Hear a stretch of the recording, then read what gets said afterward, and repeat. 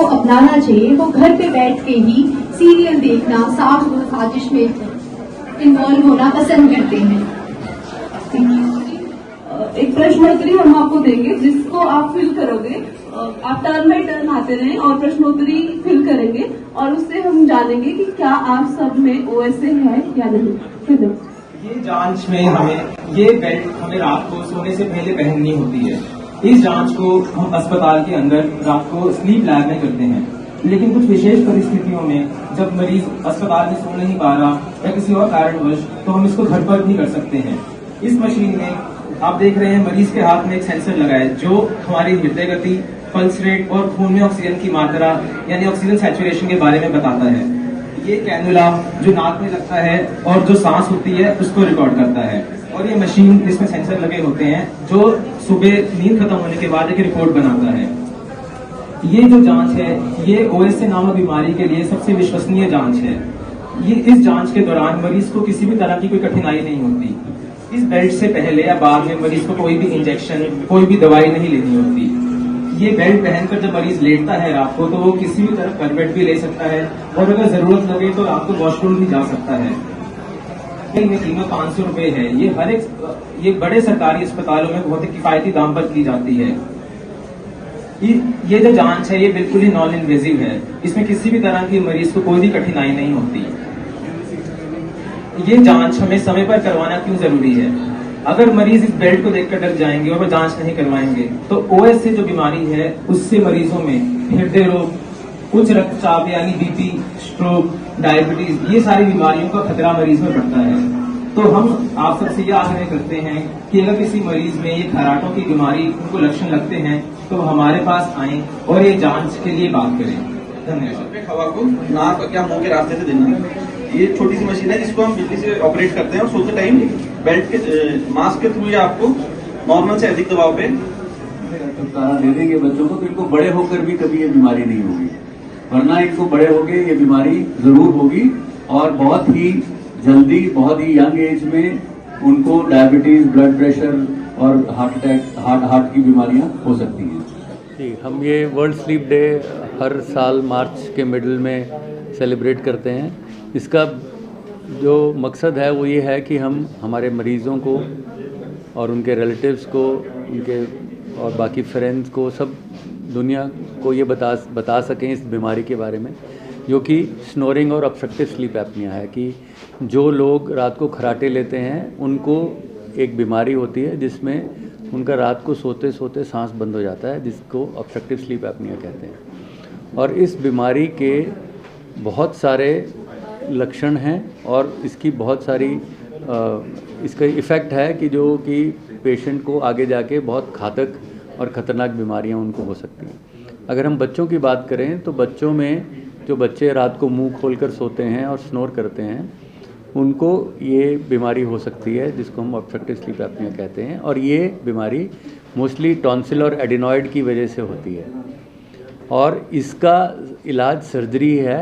जो बच्चे medical management के बाद नहीं इम्प्रूव होते या दवाई से नहीं इम्प्रूव होते 4-6 हफ्ते में, तो उनको हम ये सर्जरी करते हैं और इससे बिल्कुल वो बच्चे ठीक हो जाते हैं और आगे जाके उनको अडल्टहुड में ये बीमारी नहीं होती है।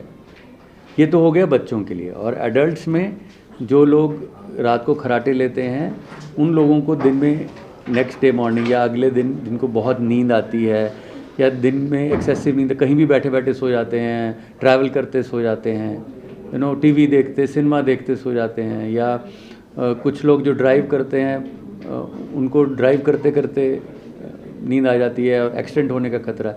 25% जो एक्सीडेंट्स हैं वो ऑब्स्ट्रक्टिव स्लीप एपनिया की वजह से होते हैं, मतलब उस नींद लगने की वजह से होते हैं। और उन लोगों के स्वभाव में चिड़चिड़ापन आ जाता है, मूड डिसऑर्डर्स हो जाते हैं उनको, साइकोलॉजिकल अदर प्रॉब्लम्स हो सकती हैं, काम में मन नहीं लगता है तो ऑफिस में उनकी प्रोडक्टिविटी कम हो जाती है। तो ये सब चीज़ें, ये सब लक्षण हैं इसके और इसका हमको सही टाइम पे इसका डायग्नोस करना है और डायग्नोस के बाद इसका इलाज करना है। इलाज में कंजर्वेटिव मैनेजमेंट है, जैसे कि हम वेट रिडक्शन करते हैं, उन लोगों को बोलते हैं एक्सरसाइज करिए, कैलोरी इनटेक अपना कम करना है। कुछ खान पान का चेंजेस बताते हैं, जैसे मीठा, fried food, junk food, package food, ये सब मैदे की बनी चीज़ें ये सब नहीं खानी है। और फिर एक मशीन है जिसको हम CPAP मशीन कहते हैं, तो हम CPAP मशीन पहले सब पेशेंट्स को एडवाइस करते हैं। ये मशीन जो है एयर के प्रभाव से जो रास्ता रुका हुआ है उसको खोल के रखती है, बट ये मशीन पूरी रात के लिए लगानी पड़ती है, इसलिए कुछ लोग इसको नहीं लगा पाते, या इस मशीन का प्रेशर इतना ज़्यादा होता है कि वो नहीं लगा पाते।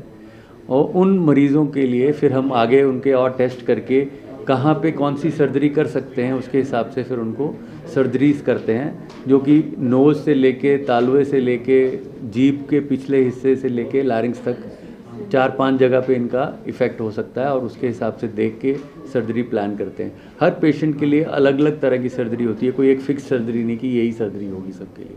तो ये इसका ट्रीटमेंट। महिलाओं में ज़्यादा देखी गई है ये बीमारी, या मर्दों में ज़्यादा देखी गई है? वैसे मर्दों में ज़्यादा देखी गई है, बट मेनोपॉज के बाद महिलाओं में भी ये बीमारी होने का चांस उतना ही है, उतना ही रिस्क है जितना मर्दों में। ये बीमारी बच्चों में भी होती है और बड़ों में भी होती है। बच्चों में इस बीमारी का मेन कारण है एडिनॉइड और टॉन्सिल्स, जो कि सांस के रास्ते में रुकावट करते हैं, और ये बच्चे खर्राटे लेते हैं रात को सोते हुए। बीच बीच में खर्राटे आने के साथ साथ इनकी नींद भी खुल जाती है, क्योंकि सडनली चोकिंग हो सकती है सांस के रास्ता बंद होने से।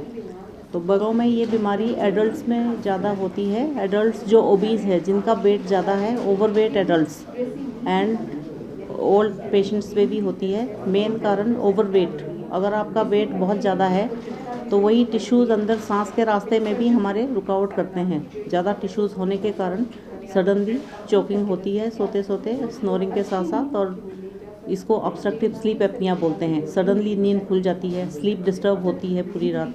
तो अगले दिन, जैसे डॉक्टर संदीप बंसल ने बताया कि इसके क्या क्या इफ़ेक्ट्स हैं, हमारी स्लीप अगर ठीक नहीं है, बहुत सारे बॉडी के ऊपर साइड इफ़ेक्ट्स हैं ऑब्स्ट्रक्टिव स्लीप एपनिया से।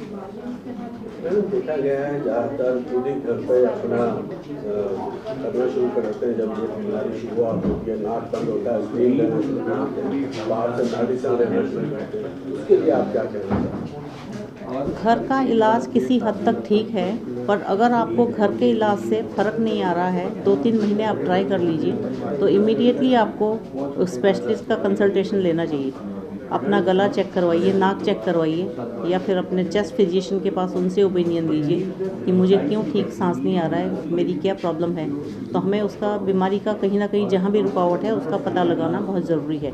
इस बीमारी से और क्या क्या बीमारियाँ बढ़ सकती हैं उसके बारे में? इस बीमारी के साथ साथ ऑब्स्ट्रक्टिव स्लीप एपनिया की जो साथ साथ बीमारियां चलती है, हमारा जैसे ओबेसिटी हो गई, बॉडी बहुत हैवी हो गई, ब्लड प्रेशर होगा ही होगा, ब्लड प्रेशर, डायबिटीज़, उसके साथ साथ हार्ट अटैक होने के चांस रहते हैं। सडनली स्ट्रोक हो सकता है, जिसको लकवा बोलते हैं, स्ट्रोक हो सकता है, या ब्रेन हेमरेज होने का रिस्क रहता है, और मेमोरी लॉस हो सकता है, साइकेट्रिक प्रॉब्लम्स हो सकती है, हेडेक, चिड़चिड़ापन, पूरा दिन अच्छी तरह से आप काम नहीं कर पाओगे, फोकस नहीं कर पाओगे अपने काम पे।